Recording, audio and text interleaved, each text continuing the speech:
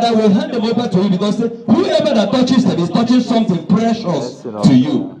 Father, this is your own family. These are your children. I will hear Pagana Kanasi Chileka Bigo. Jigide say Hakike. Opa no one would go to chill by. Opa Kegeji Ashui. Oga Bogan Waywers with all. Oh, Opa will tell you, Opa will tell you all. But the president Bunion is an honor. Chukupika Moyeria. Now Papa Isaiah chapter 46, verse 4. If you need a malaria, we will go to a shower. No, I can't have week. You got my can't have week. To be the Horiana, I need you to pay. Now, best time. You got my Bonine. Or you want to best ten is to make a look at home. You want to make a lot of I cannot be located. Makani Punu. Now, some chapter 2 is to be looked at. I was the one to go. You got us and I need to talk about Bonine. Some chapter 2 to go. I know when I look at Perenisia. Before you why. You didn't want to go up to Charles. Ogbuefi Aneke. Hela pasi esi no ya no ya no ma kia ni ne aya si chire ke bilo tata gaba take absolute control na one so amen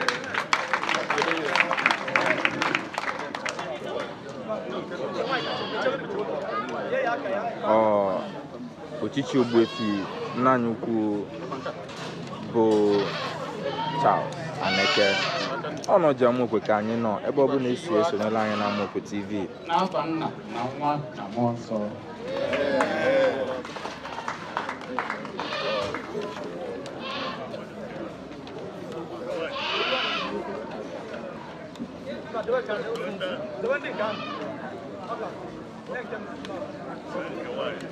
anyị na-asị gị ebe ọ bụ na-esi ege anyị ntị gwa anyị ebe ọ bụ na isi enene anya n'ụwa niile. Tell us where you're watching us live around the world in this wonderful live broadcast, Ogbuefi coronation at Amokwe, the local government area in Igbo.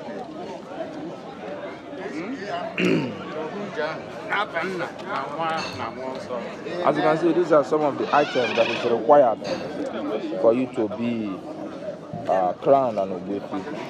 Anywhere you are watching us around the world, as you can see, look at the front. So, these are some of the requirements.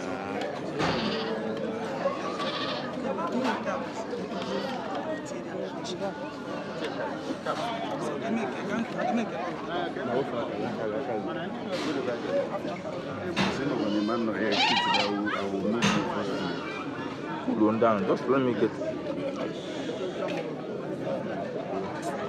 Come here,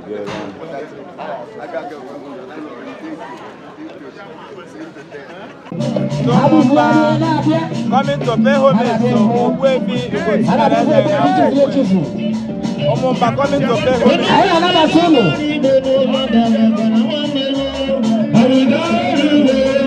Omomba, the people of Omomba coming to pay homage to Ogbuefi.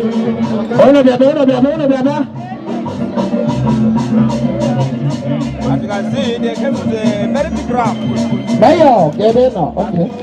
Cartons of beer.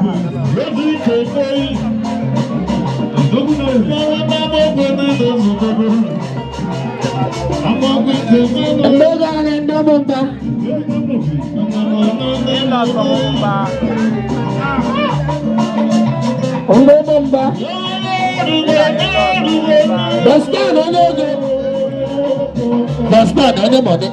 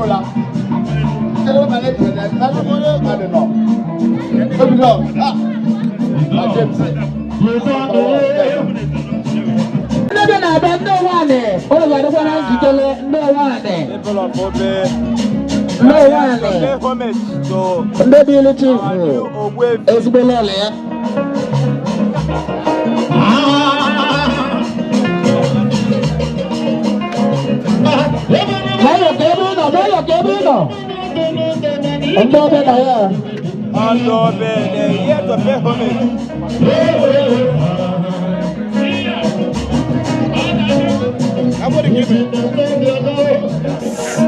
Ross. ndị ọgọ biko mere nke a na-ekene ihe taa na-adị Ogbuefi na anyị